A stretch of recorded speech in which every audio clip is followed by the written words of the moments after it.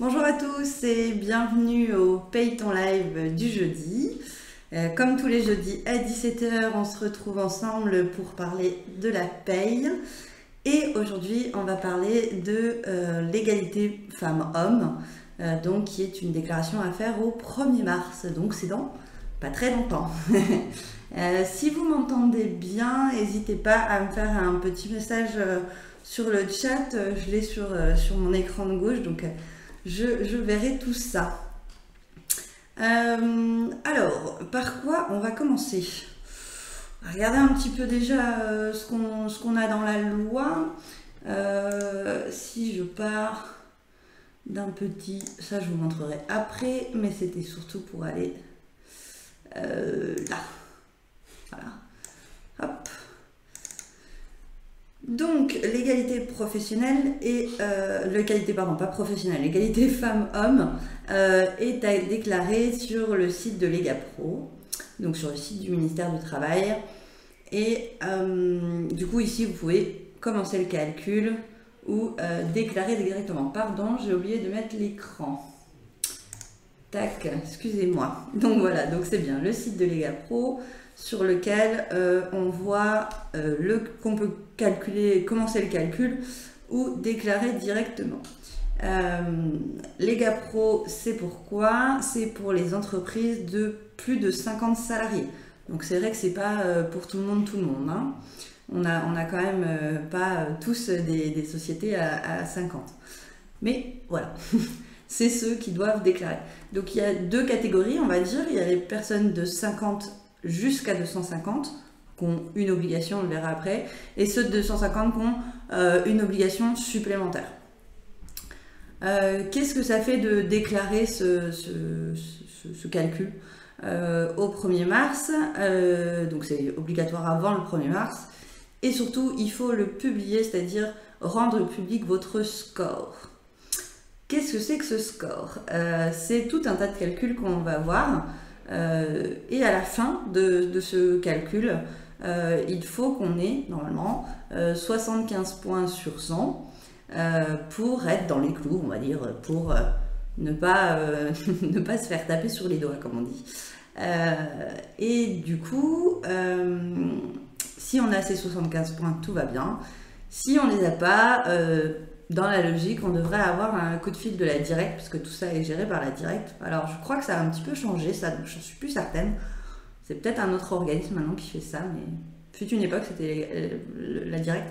Et du coup, qui vont vous aider, on va dire, à redresser la barre et avec des actions pour favoriser cette égalité femmes-hommes. Et qui du coup vont permettre potentiellement d'arriver à 75 points.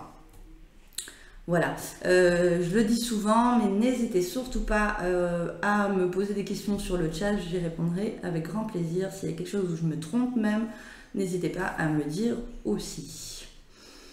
Ça c'était au niveau de l'obligation. Voilà. Si vous ne le faites pas, si vous ne faites pas la déclaration, vous pouvez être amendable d'une pénalité financière qui peut aller jusqu'à 1% de la masse salariale. Donc c'est pas...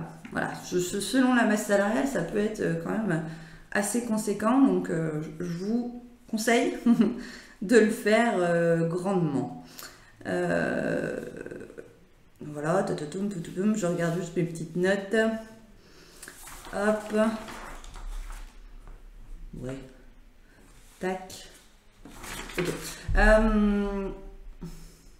Si je vais faire commencer le calcul, c'est juste pour qu'on voit ensemble ce qui se passe. Alors, on peut créer tous, entreprise ou pas entreprise, on n'est pas obligé de...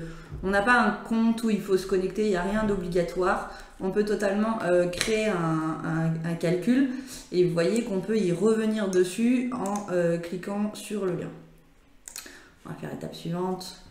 On va mettre une petite société test. Vous voyez, donc on a... ah oui, d'ailleurs, maintenant, il y en a 3. Je ne sais pas trop quelle est la troisième. Bon. On a de 50 à 250, de 251 à 999 et 1000 et plus. On va calculer, on va dire, sur l'année 2020, donc sur l'année qui vient de se passer. Et du coup, nous, on va pas s'embêter. On va mettre ça au 31 décembre 2021. Voilà. Pourquoi il veut pas de moi? Si, ok. Et voilà, donc ce que je voulais surtout vous montrer, c'est qu'en fait, à chaque fois, dans chaque bloc de calcul, vous est présenté comment vous devez remplir tout ça. Et là, eh bien, on arrive sur des choses un petit peu plus complexes, puisque en fait, on doit compter le nombre de femmes de moins de 30 ans, de 30 ans, voilà, par ouvrier, par employé, par technicien, etc. C'est la première difficulté, elle est là. Pourquoi? Parce que il va falloir compter que les gens qui sont présents pendant 6 mois dans l'entreprise. Et ces 6 mois, c'est là la grosse difficulté. C'est pas je prends quelqu'un qui a un contrat du 1er janvier au 31 décembre, je le compte. Eh bien non.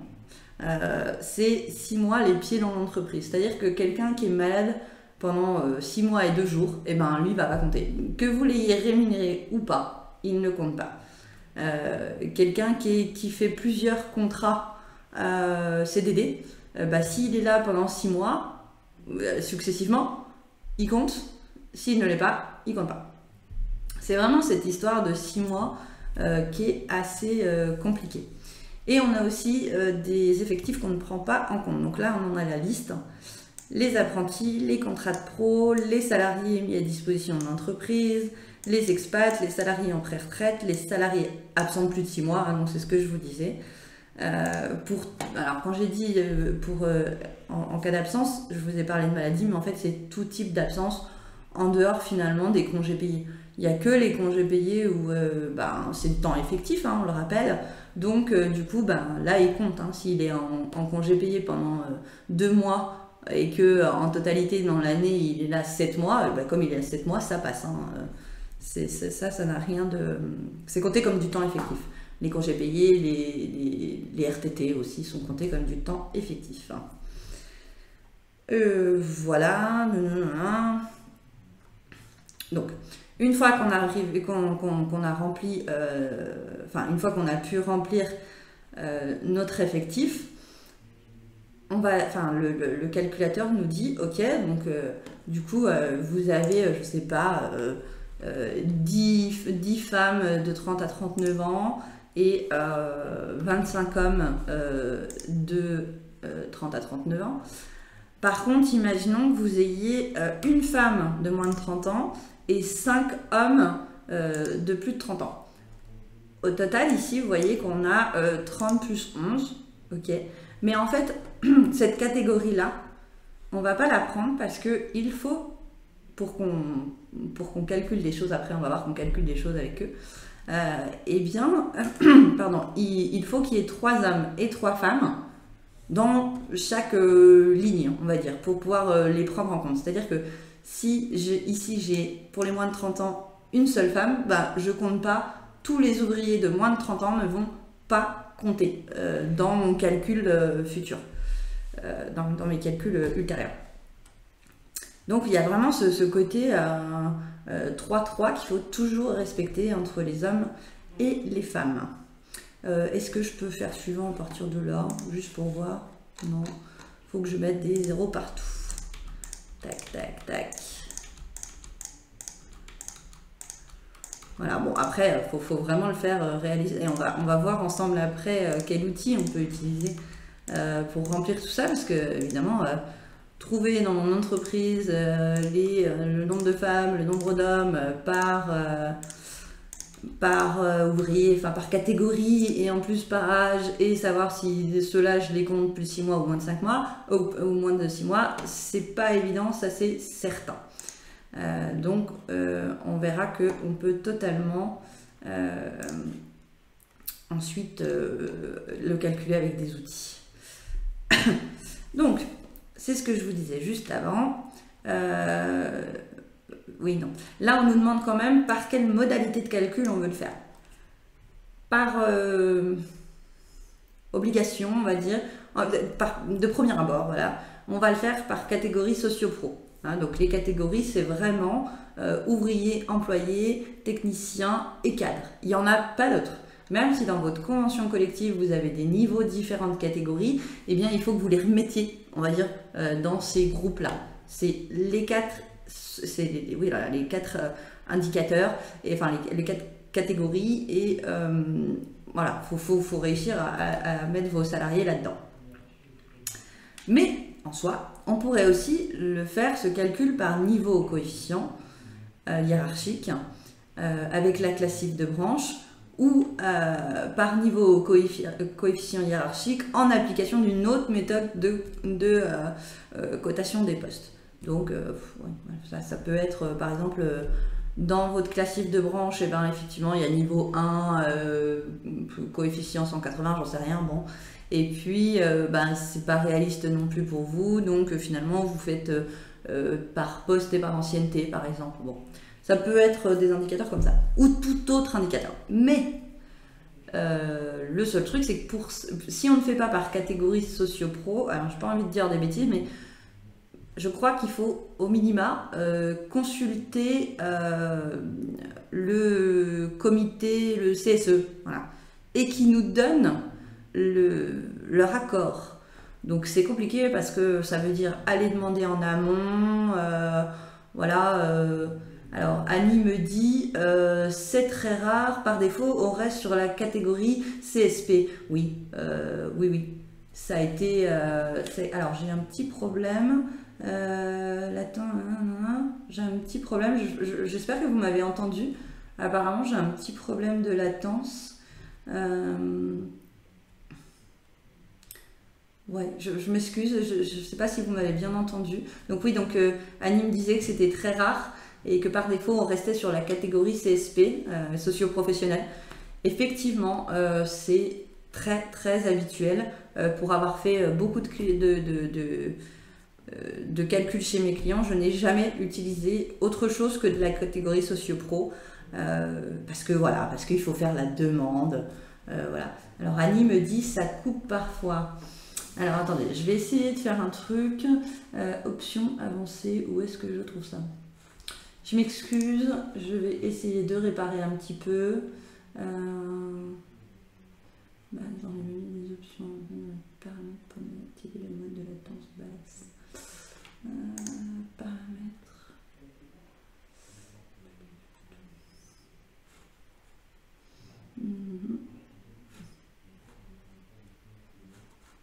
Alors là, comme ça, je ne trouve pas. Ah si, mode latence. Si vous intervenez avec les spectateurs en temps réel.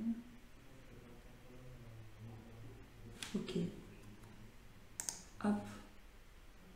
Je ne sais pas si ça change quelque chose. Vous allez me dire si vous me voyez mieux. J'ai l'impression qu'à l'inverse, ça a bugué. Dites-moi ce que vous en pensez, si vous voyez toujours aussi bien. Je suis désolée, je dois avoir un problème, je sais pas, de connexion. Pourtant j'ai une bonne connexion, je teste un peu. J'ai pas des trucs trop lourds ouverts. Bon, je sais pas trop, dites-moi. Annie me dit pour le moment ça va. Vous n'hésitez pas à me dire s'il y a des petits soucis. Parce que du coup j'ai peut-être une mauvaise connexion et si vous n'entendez pas tout, c'est pas top quand même. Donc j'en étais, voilà, qu'on peut faire un calcul autre que catégorie socio-pro, mais nous on va le garder. Alors qu'est-ce qu'ils nous disent? Vous voyez, je vous ai dit à toutes les étapes, on a un récap sur la droite qui nous dit voilà, il faut faire comme ci, comme ci, comme ça. Oui, ça c'est là, ça on s'en fiche pour l'instant. Et donc on nous dit, voilà, les groupes ne comportant pas au moins 3 femmes et 3 hommes ne doivent pas être retenus pour le calcul. Et, ah oui, il y a autre chose aussi. Si le total des effectifs pouvant être pris en compte est inférieur à 40% des effectifs totaux, l'indicateur et l'index ne sont pas calculables. C'est-à-dire que c'est même pas la peine d'essayer. Si, entre guillemets, si j'avais fait ici un peu plus... oui, si j'avais dans mes... Alors, je peux revenir en arrière? Oui. Ici, imaginons, je peux faire modifier. Oui, modifier. Imaginons que là, je mette 3 et 3. Et ici, je mette 1 et 60. Voilà.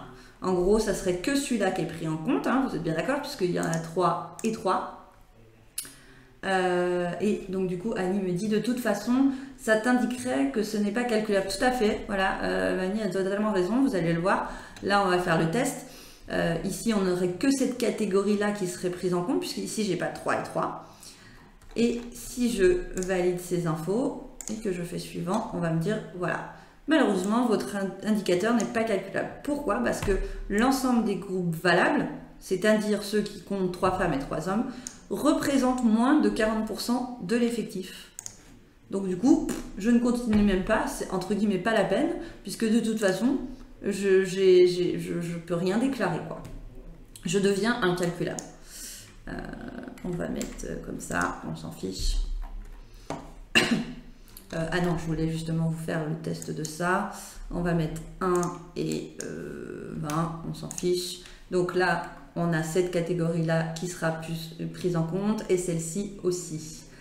Annie nous dit c'est un plancher minimum de 3 personnes mini. Voilà, pour compter, on compte 3 personnes minimum. Hop, de chaque côté, hein, pour les hommes et pour les femmes. Hop. Voilà, et donc vous voyez que ici dans le groupe 40 à 49, j'avais mis des gens, mais il me dit bah, je le compte pas parce qu'en fait j'ai pas 3 hommes et 3 femmes, donc en fait vous ne faites rien pour cette catégorie-là d'ouvriers de 40 à 49 ans. Vous allez faire des choses que pour les moins de 30 ans et les 30 à 39 ans. Donc comme ça, au moins, ça vous efface les choses qui ne sont pas bonnes. Mais ce qui n'empêche que faut bien les déclarer quand même au début, même si vous dites, bah, c'est pas la peine, moi j'ai pas 3-3. Bah si, parce que ça compte dans l'effectif global, et pour d'autres choses aussi, on va les compter. Donc il faut bien les mettre quand même si vous n'avez pas 3-3, il faut les renseigner. Ensuite, il y a des choses pour lesquelles on va les compter, ces effectifs qui ne sont pas 3-3, et d'autres non. Hein. Donc ici, on nous demande de faire un indicateur de rémunération. C'est le plus important des indicateurs. Finalement, qu'est-ce qu'on nous demande? On nous demande de regarder pour un homme et une femme s'ils sont égaux dans leur rémunération. Pour faire ça, il faut qu'on ait quelque chose de logique. Faut que entre les hommes et les femmes, on ait, et d'ailleurs pour les ouvriers de moins de 30 ans, là par exemple, faut qu'on ait quelque chose de logique. Imaginons qu'on ait, on va prendre un cas simple, quelqu'un qui est à 80%, j'ai 3 personnes et 3 personnes, on va dire 3 hommes, 3 femmes, et j'ai 3 hommes à temps plein, et j'ai 2 femmes à temps plein et une femme à 80%. Si je prends juste leur salaire et que je compare, c'est pas logique, parce qu'en fait je compare des choux avec des carottes, comme on dit. Donc pour ça, ce que je vais faire, c'est que cette dame qui est à 80%, je vais lui reconstituer son salaire pour que j'arrive à un temps plein sur toute l'année, pour que je puisse comparer ce qui est comparable, quoi. Et ça aussi, vous allez le voir, on a pareil, hein, on a des outils évidemment, mais ça aussi, sans outils, c'est très très dur à calculer, puisque sur une masse, quand on arrive à plus de 50 salariés, c'est que déjà on a de la masse. Et du coup, on va pas s'embêter à faire ça personne par personne. Alors lui, je lui fais combien? Donc bien sûr, on a des outils pour ça. Là, on nous demande la rémunération moyenne. Donc, qu'est-ce que j'avais tout à l'heure? Je vais me le noter parce que je vais finir par à chaque fois y retourner. J'avais 4 femmes et 60 hommes. Et sur l'autre, j'avais 3 et 3. Donc, si je vais sur mon indicateur de rémunération, ici, on me dit bien la rémunération moyenne. Donc, si je prends une calculatrice, là, voilà, je vais faire un truc un peu débile. Alors, bonjour, Cosa Nostra, bonjour. Oui, ça va très bien. Écoutez, on parle de l'égalité femmes-hommes. J'espère que c'est un sujet qui vous plaît. Voilà, mais en tout cas, nous, c'est notre chiffre du jour. Alors, du coup, on a dit 4 femmes. Voilà. Non. Oh. Voilà. Alors, imaginons que je calcule ma masse et que en totalité, j'ai 96 000 euros pour mes 4 femmes dans le groupe des 30 à 39 ans. C'est ça que j'ai mis? Non, dans les groupes de moins de 30 ans, pardon.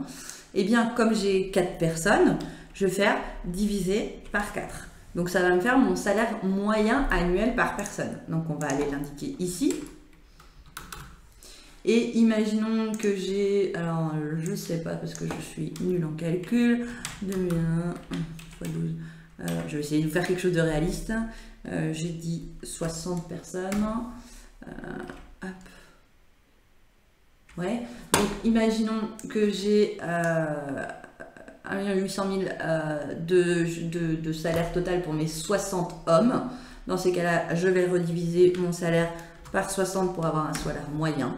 Et je vais avoir 30 000 à l'année. Hein. Donc on sait bien ce qu'on vous demande, c'est bien le salaire moyen annuel. Je dis pas des conneries, je dis bien que c'est annuel. Hein. Oui. Voilà. Ce que j'ai oublié de vous dire, c'est que du coup on a parlé d'un cas simple à quelqu'un qui est à 80%. Mais on va avoir des cas plus complexes pour par exemple ceux qui sont absents une partie de l'année. Alors ça peut être parce qu'ils étaient en CDD et puis qu'ils n'ont pas fait qu'ils ont fait 7 mois. Ça peut être parce que la personne est arrivée ou partie dans l'année mais qu'il a quand même ses plus de 6 mois. Ça peut être parce qu'il a été en absence, congé sans solde, parce qu'il est parti à l'étranger pendant 3 mois. Voilà, ça peut être tous ces cas-là. Et bien dans ces cas-là aussi, il faut reconstituer le salaire. Et là aussi, c'est difficile. Et ce qu'on n'a pas dit aussi, c'est qu'est-ce qu'on prend et qu'est-ce qu'on prend pas. Alors, on va pas faire la liste parce qu'elle est comme ça. Je vous ai dit, il y a l'explication sur la droite, donc on peut totalement trouver toutes les infos. Mais en gros, on va prendre leur salaire. En gros, on va prendre ce qui est comparable. Donc, oui, il y a une liste qui nous dit il faut prendre les primes collectives. Mais les primes collectives, imaginons. Si je prends par exemple la prime de vacances. Ok, je la prendrai. Mais c'est quand même assez difficile de la rétablir. Par exemple, quand je regarde dans la Syntec, on a, alors je ne sais pas si on appelle ça une prime de vacances. En tout cas, c'est un truc qui est versé en juin. Je crois que ça s'appelle la prime de vacances, qui doit correspondre à, je ne sais plus, 0,25% du salaire annuel. Je crois que c'est ça. 0,25% du salaire annuel. Bon, et forcément, et bien, sans compter les absences, je crois. Je ne suis pas experte, mais... et du coup, cette prime-là, elle varie quand même entre les gens. C'est-à-dire que si je la verse à quelqu'un qui est à 80%, faudrait que je la rétablisse. Eh bien, c'est difficile de la rétablir en automatique. Oui, Annie me dit c'est ça au niveau de la prime, je pense. Hein, la prime Syntec, ça doit être ça.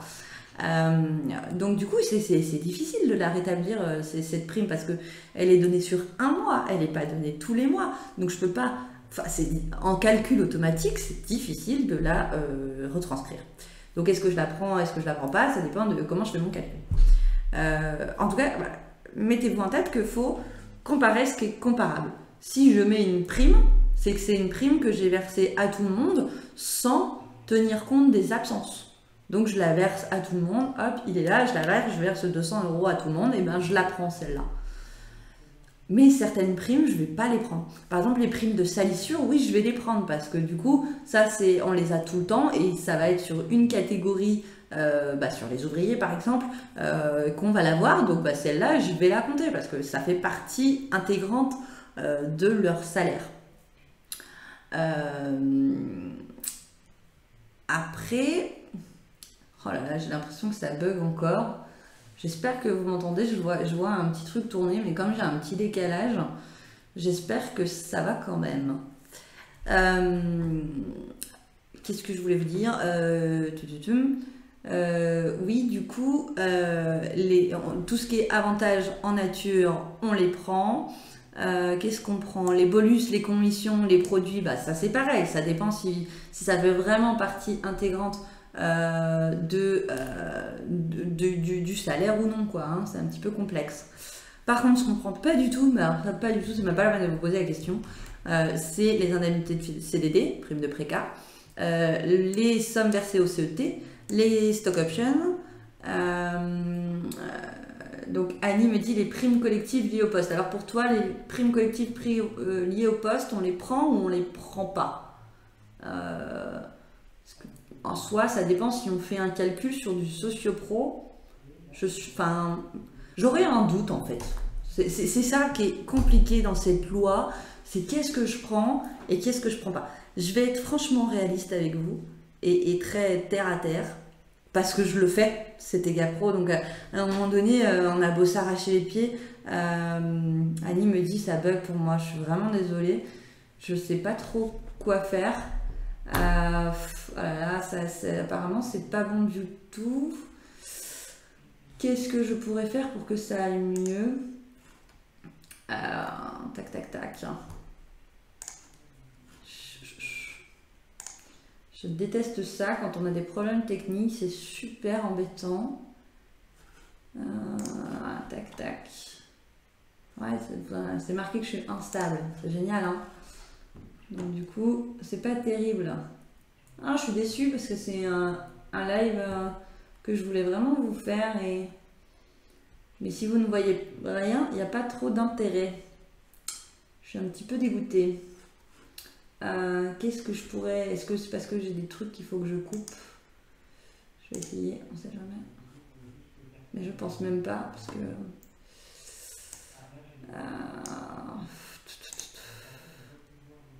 Alors, Annie me dit, on prend les primes collectives liées au poste. D'accord, pour toi on les prend. Bon, je vous disais que en soi, très souvent, je vais prendre que les trucs vraiment basiques.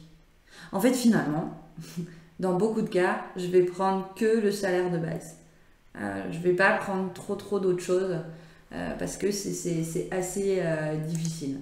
Alors, je vous demande juste une petite seconde, je vais essayer de joindre un collègue pour qu'il m'aide dans la résolution du truc parce que ça marche pas top, je le vois bien. Alors, je vais appeler au secours.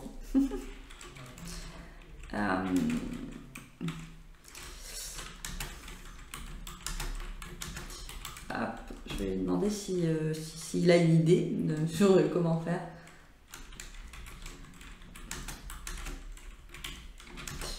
Hop.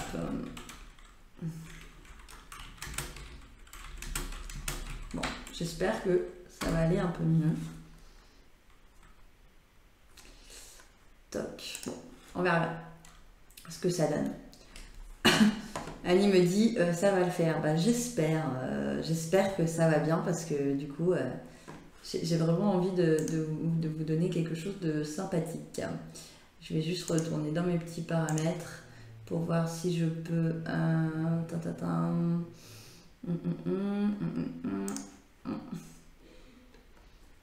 Hop. Tac, tac, tac. Bon, écoutez, j'ai tout essayé. Là, j'ai apparemment un meilleur débit. J'espère que ça va le faire. Continuons dans notre égalité homme-femme. Donc, du coup, je disais, je mets mes salaires moyens. Alors, on va imaginer que je mette, je sais pas moi, bah tiens, on va faire l'inverse. 34 000. Et là, je vais mettre, je sais pas moi, 26 000. Je fais exprès de faire vraiment un gros écart pour vous montrer après ce que ça va donner. Tac, alors maintenant je n'ai plus le chat, alors c'est vraiment embêtant. Tac tac. Et donc je vais valider mes infos une fois que j'ai. Et là vous avez un résultat. Alors je vais vous montrer comment il calcule. Le résultat il est de 11,5 et donc je n'ai que 23 points sur 40. Et là je suis pas très bon quand même. J'ai pas une bonne note. C'est pas terrible. Hein. Pourquoi? Parce qu'en fait j'ai des gros écarts, que ça soit dans un sens ou dans un autre. Hein. On parle pas de il faut favoriser les hommes, il faut favoriser les femmes. On n'a vraiment pas ce côté-là. Il faut être égalitaire. Et ça c'est vraiment très important dans tout ce qu'on va faire ici. On va voir que finalement il n'y a que sur un indicateur où on va un petit peu, enfin oui, un ou deux, où on va vraiment regarder est-ce que les femmes sont défavorisées, mais en tout cas pour l'indicateur de rémunération, c'est des deux côtés. Si on défavorise les hommes, ce que j'ai fait là, j'ai beaucoup défavorisé mes ouvriers de 30 à 39 ans. J'ai mis beaucoup de 30 à 39 ans. J'ai beaucoup d'écart. Donc du coup, je défavorise, mes hommes, là, dans mon calcul, sont défavorisés. Dans mon premier calcul, ils sont favorisés. Donc finalement, j'ai pas l'équité. C'est ce qu'on demande finalement, c'est beaucoup d'équité. Et bien, ce que je n'ai pas ici. Alors, c'est dommage parce que sur le site, ils ne mettent pas comment on calcule ces 23 points. Je vais vous le montrer parce que j'ai un petit tableau. Non, c'est pas là. Ah, j'ai quitté. Parce que du coup, en pensant que ça allait me donner... je vous demande juste une petite seconde, du coup. Hop. Je vais mettre sur mon serveur de démo. Tac. Hop. Et je vais mettre... non. Hop. Excusez-moi, comme j'ai essayé de couper des choses pour pouvoir avancer dans le stream, du coup, j'ai dû couper mon petit accès. Tac. Hop. Hop. Je m'excuse, je me connecte tout de suite. Démo. Ah oui, mais même sur mon fichier Excel, je rame beaucoup. Je ne sais pas ce qui se passe aujourd'hui, mais c'est pas mon jour. Hop. Tac. Hop.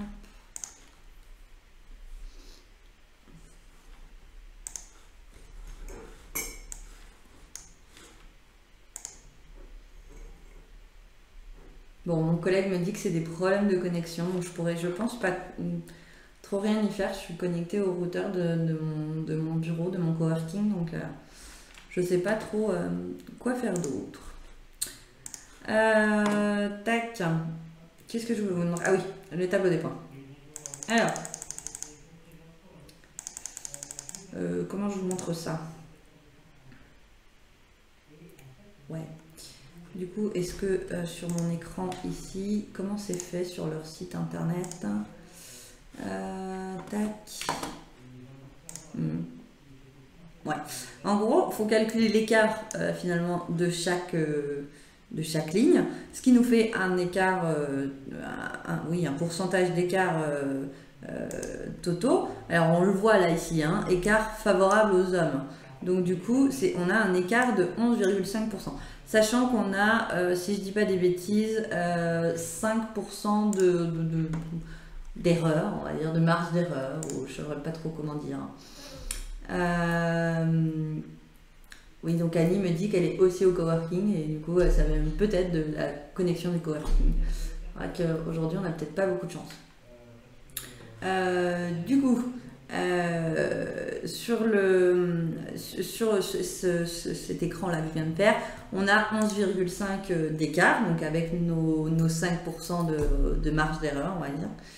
Et du coup, si je regarde le tableau des scores, qui est aussi disponible, mais je pensais qu'il le mettait ici, mais on est sur notre écart, alors on est plus là, de 50 à 250, et ici, je vais avoir, vous voyez ici, mes écarts. Et si on regarde, j'ai dit que j'étais à 11 quelque chose, et donc effectivement, entre 11,1 et 12,1, j'ai 23 points. Moins vous avez d'écart entre les gens, plus vous aurez de points. On va faire le test. Hop. Tac. Si je mets un truc un peu plus logique, je ne vais pas mettre énormément d'écart. Hop, 1, 2, 3. Vous voyez, là, j'ai que 1000 euros d'écart à chaque fois dans un sens et dans un autre. Et du coup, forcément, vu que j'ai mis et dans un sens et dans un autre, on en revient à 0 parce qu'on va avoir une favorisation des... Je sais pas si ça dit. On va favoriser en tout cas les hommes pour les moins de 30 ans et on va favoriser les femmes pour les 30 à 39 ans. Donc, on vient à un résultat final de 0 et donc à un score de 40 sur 40. Ensuite, on va avoir un écart d'augmentation. On va calculer, et là du coup, sur l'ensemble de nos personnes, qu'elles soient 3-3 ou pas, hein, on s'en fout, sur l'ensemble de nos personnes, on va calculer qui a été augmenté, enfin on va regarder qui a eu une augmentation. Là, on est sur du 50 à 250, on ne regarde que l'augmentation vraiment de salaire. Sur des plus de 250, on va regarder s'ils ont été augmentés et aussi s'ils ont eu une promotion, hein, donc un changement de poste, etc. C'est aussi un critère. Imaginons que j'ai augmenté dans l'année 4 femmes et 7 hommes. Hop, et bien mon score va être de 25 sur 35 puisque j'ai un écart qui est favorable aux femmes, c'est-à-dire que, ou défavorable aux femmes si vous préférez. Je n'ai augmenté que 4 femmes et au total j'avais, je sais plus, 90 personnes, donc ça prend mes 90 personnes. Hein. Et du coup, j'ai 3,3 d'écart en nombre. Il y a un calcul un peu complexe, on ne va pas le détailler, mais voilà, on a un calcul qui nous donne 3,3 et ce 3,3 me donne 25 points sur 35. Toujours pareil, je pourrais regarder ici mon indicateur 2. Voilà, je suis entre 2,1 et 5,1 et donc j'ai 25 points sur 35. Ensuite, on va passer à l'indicateur. Vous voyez, hein, pas très compliqué cet indicateur. On va passer sur l'indicateur alors que tous les gestionnaires de paie m'ont dit mais c'est complètement débile ce truc, ça n'a aucun intérêt d'égalité. Je suis d'accord. Et ça à 100%. C'est pas moi qui ai décidé la loi, c'est pas les gestionnaires non plus. Moi j'ai fait beaucoup d'études avec la Directe là-dessus. On a remonté énormément de choses pour que, voilà, que ça soit à peu près logique, mais il y a des choses qui sont restées illogiques. Dont celle-là, qui dit qu'en gros, si vous avez des gens qui sont revenus de congé maternité, il faut les avoir augmentés si d'autres personnes ont été augmentées. Je vous explique. Imaginons que pendant la période du 1er janvier au 31 mars, vous avez augmenté des gens. Peu importe qui, on s'en fiche. Mais vous avez augmenté des gens dans cette période. Et dans cette période-là, il y a quelqu'un qui était en congé maternité et qui est revenu après. Alors, vous êtes censé l'augmenter. C'est débile, mais c'est comme ça. C'est pas... Bon, voilà. Sinon, vous n'avez pas tous les points. Donc, parmi ces retours, combien étaient en congé maternité pendant qu'il y ait une augmentation? C'est ce que je vous ai dit dans l'entreprise. Imaginons qu'il y avait 3 personnes qui étaient en congé mat. Et parmi ces salariés-là, combien ont eu une augmentation à leur retour de congé maternité? Imaginons que j'en ai que 2. J'en ai une qui ne s'est pas fait augmenter. Et bien du coup, je vais avoir 0 point. Et c'est là où c'est quand même pas joli. Pourquoi? Parce qu'en gros, si vous les augmentez pas toutes, vous avez 0 point sur 15. Point. Vous dites, il n'y a pas de point de mesure, hein, c'est 0. Si on le regarde, vous voyez, hein, pas compliqué, 0 point, 100, 15 points. Voilà, ça va pas plus loin. C'est soit vous augmentez tout le monde, vous avez les points, soit vous augmentez, que vous en augmentez une ou deux, en fait ça n'a pas d'intérêt. Pour avoir les points, il faut avoir augmenté tous ces gens-là pendant cette période. C'est franchement pas terrible quand même comme raisonnement. Enfin, pour moi, là je donne mon avis personnel, hein, là je ne donne pas, c'est pas la loi, c'est mon avis personnel, c'est pas terrible, parce qu'au final c'est pas réaliste. Une personne, elle est augmentée, alors c'est très bien d'augmenter les gens à leur retour de congé maternité. Si tout un groupe ont été augmentés, elles aussi, elles y ont droit parce qu'elles étaient en congé mat et effectivement, ce serait dégueulasse de ne pas les avoir augmentées pendant qu'elles étaient en congé mat. Sauf que dans la réalité, ces choses-là, elles se font vraiment... Je pense pas que ça soit vraiment là où on a un problème d'égalité. Pour l'avoir vu, pour l'avoir même vécu, puisque j'ai des enfants, c'est pas tant sur l'augmentation. Lui, il en a eu une, donc je dois en avoir une. C'est pas ça.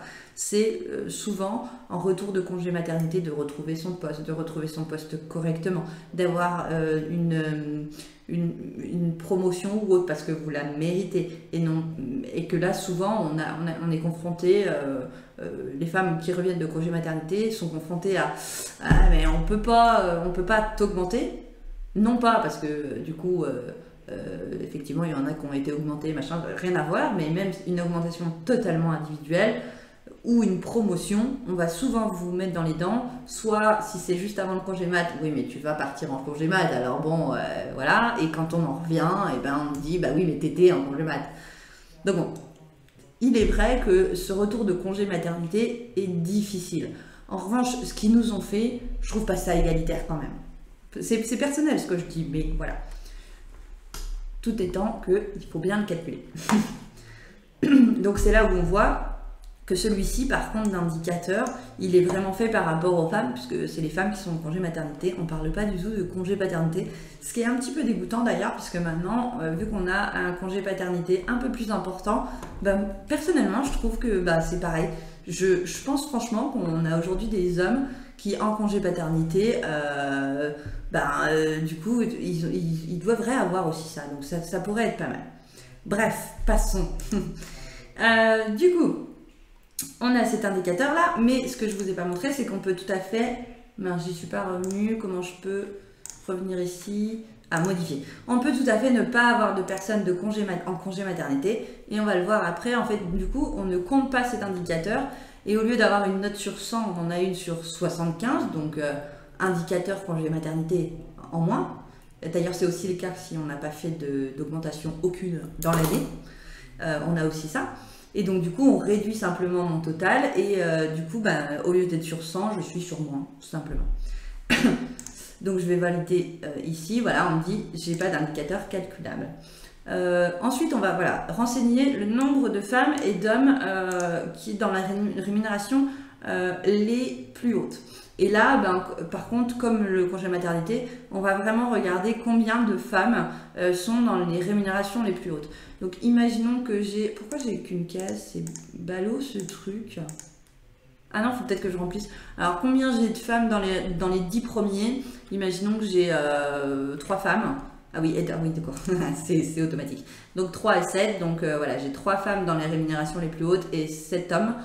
Voilà, et du coup avec ça, je vais avoir 5 points sur 10. Si on regarde mon tableau, si j'ai 4 femmes, j'ai 10 points. Si j'ai 2 femmes, ou entre 2 et 4, j'ai 5 points. Si j'en ai 0, entre 0 et 2, enfin si j'ai 0 ou 1, en fait, j'ai 0 points.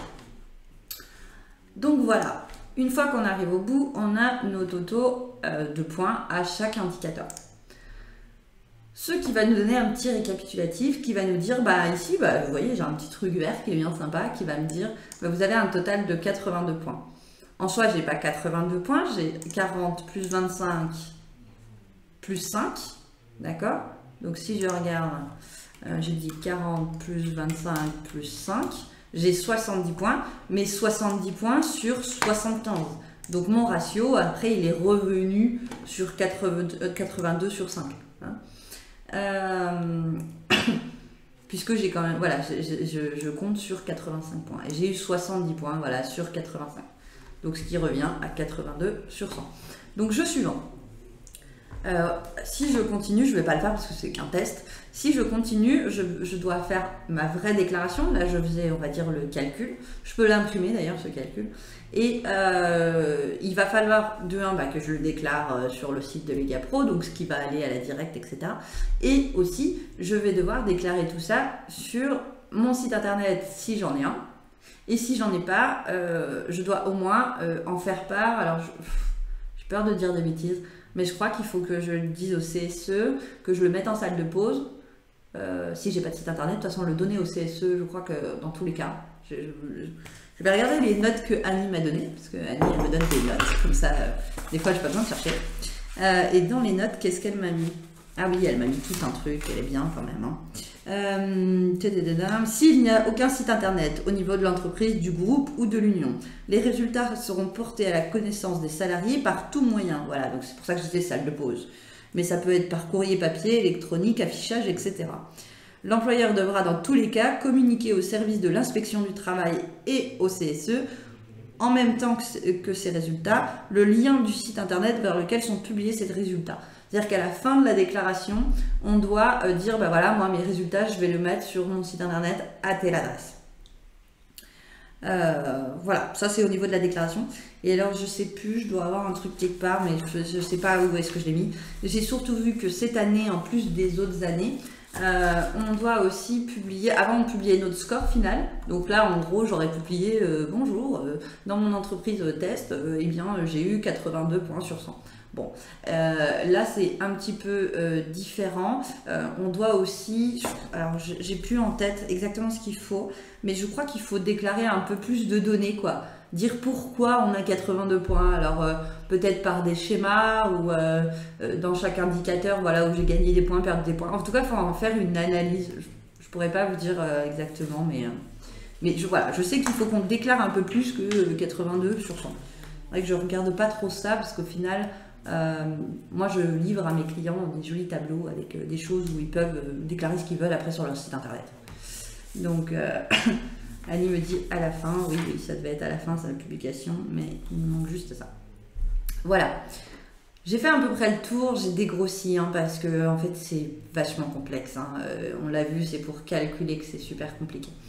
Je vais vous montrer quand même, je sais qu'il est déjà tard, mais le sujet était compliqué, en plus avec ces petites erreurs, ces petits problèmes de timing, c'est un peu compliqué, puis j'ai beaucoup de décalage en fait entre lorsque je tourne et là mon Twitch, pourquoi je ne sais pas, mais aujourd'hui c'est pas top. Alors je voulais vous montrer, tac, on va aller... Ouais. Alors, vous savez que souvent je vous fais un petit comparatif SagePay SBCP. Alors Annie me dit, pardon, il faut publier les actions à mener si moins de 75 points. Oui aussi, mais je crois aussi Annie, je ne suis pas certaine, mais que maintenant il faut aussi déclarer d'autres petits trucs. Voilà, elle me dit après, pardon, il faut déclarer chaque indicateur en plus de la note globale. Oui, voilà, il faut vraiment faire un détail alors qu'avant on n'avait que la note globale qu'il fallait déclarer. Il faut publier, oui. Du coup, oui, dans SBCP, on va avoir quelque chose de totalement automatique, comme d'habitude dans SBCP, bien sûr, c'est super ce côté-là. Alors, je vais me connecter, j'ai un petit doute.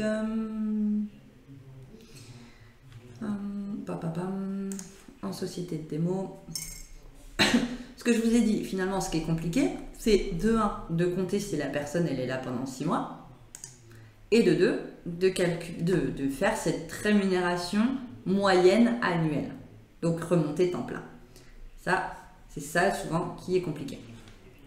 Si je vais voir, pourtant je vais vite là, mais c'est fou ça. J'aurais pensé que j'aurais jamais pu accéder à SBCP comme j'ai de la latence beaucoup. Je pensais vraiment pas y arriver. Bon, c'est aussi bien que j'arrive. Du coup, ici il y a un bloc égalité femmes-hommes. Alors les choses se calculent pas si on lui dit que je suis une entreprise de moins de 5 ans. Moi là, évidemment, avec Annie, on s'est dit qu'on allait le laisser pour voir ce que ça faisait. Et en fait, il va calculer un équivalent temps plein par mois pour calculer la rémunération en temps plein, et un équivalent temps plein par mois pour conditions de prise en compte dans les effectifs. Donc, vous voyez, en fait, on a comment je reconstitue le salaire et comment je suis pris en compte. Donc là, lui, il est pris à 1. Alors pourquoi? Je ne sais pas, je n'ai pas calculé, je n'ai pas regardé. Et il doit avoir une petite absence ou quelque chose parce qu'il est à 0,954. Et en gros, on va prendre son salaire et on va le reconstituer avec ce 0,954 pour que sur le mois, du coup, ça fasse un mois entier. Et on va pouvoir ici mettre si, alors pas ici d'ailleurs, c'est quand on augmente la personne, ça nous pose la question, si on a eu une augmentation individuelle, une augmentation collective, ça c'est pour les plus de 250 salariés, il y a ce distinguo individuel et collectif.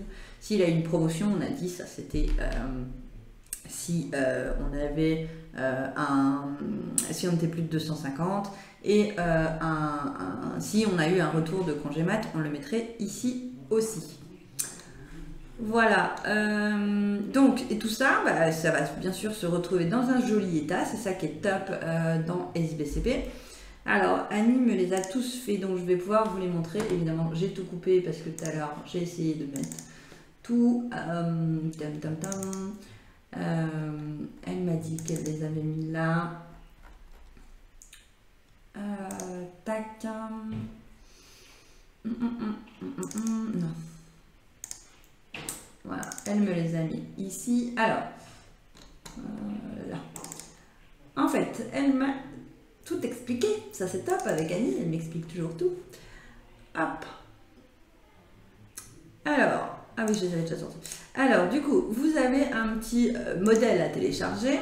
Alors non, elle m'a dit qu'il fallait commencer par le modèle. Hop, là voilà. Donc c'est un modèle vide. C'est un modèle Excel fabriqué comme il faut. Bon, ok. Où la seule chose qu'il faut faire, c'est copier ici le chemin d'un autre fichier qu'on va sortir de SBCP. Donc ce qu'on va sortir de SBCP, c'est des données en masse comme ça. Hop, bim, les ETP qu'on a vus, en fait tout ce qu'on a vu là dans le carré, et en plus bien sûr l'âge du salarié, la catégorie et son sexe, et sa date de début et sa date de fin. Avec tout ça, il va réussir à calculer le tout, et donc du coup une fois que ça aura mouliné, alors en soi je crois qu'elle m'a dit il faut faire données, actualiser tout, voilà, et bien ça va nous donner ici, vous voyez, on a un mode d'emploi des données, et on va avoir les salaires annuels, et en fait finalement qu'est-ce qu'on va avoir besoin de ça? Vous voyez que ça ressemble un peu à ce qu'on a déclaré juste avant, hein. Donc on va avoir ça où on va avoir le nombre d'hommes, le nombre de femmes, etc. Donc c'est ça qu'on déclare sur le site de l'Agapro. Et du coup on va aussi avoir notre écart de rémunération. Donc est-ce qu'il me donne... Oui, il me donne ici que... Bah non, c'est pas possible. Employé de moins de 30 ans. Oui, d'accord. Donc là, il me donne toutes les catégories, qu'on soit 3 et 3 ou pas. Donc bien sûr, bah, vous avez vu, hein, quand on déclare dans Egapro, finalement, on n'a même pas besoin de les saisir, hein, parce que du coup, comme c'est moins de 3 et 3, ils ne cherchent pas. Hein. Donc ça, voilà. Mais au final, finalement, c'est juste une aide pour aller remplir. Et bien sûr, ça paraît très simple, mais pour vérifier vos données, c'est quand même pas super simple. Ici, je ne vais pas vous montrer parce qu'au final, on a fait un dossier avec Annie qui est pas super propre, quoi. Donc, il est pas super... Enfin, c'est des données un peu n'importe comment. On a commencé en milieu d'année, donc ça veut strictement rien dire. C'est pas très très propre. Mais voilà, en tout cas, c'est pour vous montrer que c'est quand même super simple. Mais à vérifier, c'est pas simple. C'est pas, enfin, voilà. Nous, on n'a pas encore trouvé un peu notre vitesse de croisière pour pouvoir vérifier ça. Est-ce qu'il faut le vérifier finalement mois par mois? Bon, je ne sais pas. Mais tout étant que ce qu'ils nous disent, c'est que si vous avez des choses à vérifier, à modifier, eh bien, vous pouvez quand même le modifier dans le fichier Excel, ce qui va ensuite fabriquer. Alors, je crois d'ailleurs que ça dit qu'il ne faut pas le changer ici. Il faut bien le changer dans les données qui sont sorties des SBCP. Et après, on remouline et après, hop, on est bon. Donc, voilà comment ça fonctionne dans SBCP. Vous avez vu, très simple. Dans SagePay, c'est un petit peu plus complexe, mais d'un certain sens, c'est totalement différent de toute façon. Dans SBCP, il n'y a rien, presque rien, de natif. C'est-à-dire, dans la paye, si on a des paramétrages, c'est nous qui les faisons, les paramétrages, donc on peut faire ce qu'on veut. Hein. Mais en tout cas, il faut renseigner ce qu'on appelle le TP-FH. Alors, je vais essayer de trouver quelqu'un... Je n'ai pas fait les choses très très correctement. Hein. Mais voilà, j'ai ici dans la paye un petit bouton égalité femmes-hommes et je vais retrouver son ETP-FH. Donc, est-ce qu'il compte pour 1, pour 0,50? On l'a vu comme tout à l'heure dans SBCP. Hein. Il le calcule aussi tout seul. Mais comme d'habitude, c'est à des gens comme moi ou si vous êtes sur le plan de PaySage, je sais le plan de PaySage qui vous le propose, mais c'est toujours un petit peu tendancieux parce que du coup, il faut vraiment que notre paramétrage il soit bon, quoi. Si ça marche bien, c'est très bien. Et ici, on peut tout à fait cocher comme SBCP si on a un retour de congé mat, etc., etc. Donc ça, ok. Par contre, ce qui est plus compliqué dans SagePay, c'est que autant dans SBCP, les rubriques qui existent, elles sont classées. Donc SBCP a su classer aussi. Ça, c'est quelque chose que je vais reconstituer. Ça, je le prends. Ça, je le prends pas. Dans SagePay, il n'y a pas ça, parce qu'en fait, il y a des espèces de rubriques qu'on peut créer à l'infini. Et on ne dit pas, tiens, je le prends pour le... Enfin, il n'y a pas cette notion d'égalité homme-femme dans la paye au niveau de la reconstitution du salaire. Excusez-moi. Donc du coup, pour reconstituer le salaire, c'est assez difficile. Pour ça, il faut avoir un deuxième produit. Alors certes, ça a un coût aussi puisque tout le monde ne l'a pas. Et c'est un produit supplémentaire à SagePay alors que SBCP, on l'a vu, c'est dans SBCP qu'on a ça. Quoi qu'il en soit, pour les entreprises de plus de 50 salariés, ce produit qui est Sage BI ici, mais je pourrais avoir un MyReport que ça marcherait aussi, c'est quand même super fréquent qu'on l'ait parce que quand on arrive à 50 salariés, eh ben, on a quand même des reportings à faire, hein, donc pas que celui-là. Donc voilà. Alors celui-ci, il fonctionne avec un petit onglet ici où on va aller renseigner la taille, la société, la période d'analyse. Et on va aller renseigner toutes les rubriques qu'on veut. Moi, j'ai rien mis là. Hein. Franchement, j'ai mis le salaire de base. Donc, vous voyez, rien de très spécial. Hein. En soi, je devrais mettre des trucs un peu plus logiques, comme par exemple les rubriques d'absence, puisque comme je déduis, il faut bien que je déduise du salaire de base l'absence pour pouvoir la reconstituer. Bref, tout ça, c'est des choses qu'on voit généralement à l'établissement du premier dossier. Puis, normalement, on ne change pas trop. Et ce qui est pas mal, je trouve, par rapport à SBCP, c'est qu'ici, vous avez tous les tableaux et tout de suite, vous avez votre score, sans être obligé d'aller le calculer sur les GAPRO. Ce qui n'empêche qu'il faut quand même le retaper dans les GAPRO, mais ici, vous avez exactement votre score. Donc, vous avez, là, j'ai mes écarts de rémunération, qu'il est allé chercher dans des calculs à l'infini, mais en tout cas, Annie nous dit « Je dois vous quitter ». Merci beaucoup, Annie, d'avoir suivi ce live. J'espère que il n'était pas si mal quand même. Donc oui, donc on a plein de petits calculs et ce qui fait qu'ici on a nos points ici dans index.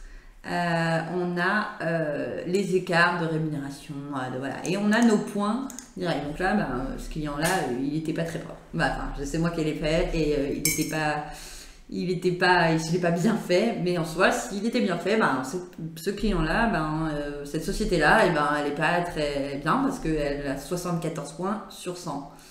Donc du coup, elle est en dessous des 75 et donc elle va se faire taper sur les doigts. Donc voilà.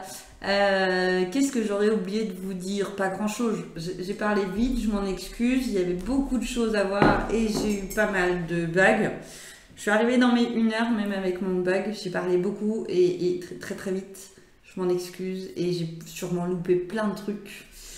Si je regarde un peu ce que m'a mis Annie, je suis sûre que j'ai loupé plein de trucs. Mais voilà, ce qu'il faut retenir, c'est que cette égalité homme-femme, il est à déclarer pour le 1er mars. Il faut avoir 75 points. Pour avoir ces 75 points, on va regarder si les gens sont égaux dans leur rémunération. On va regarder s'ils sont égaux dans leur augmentation.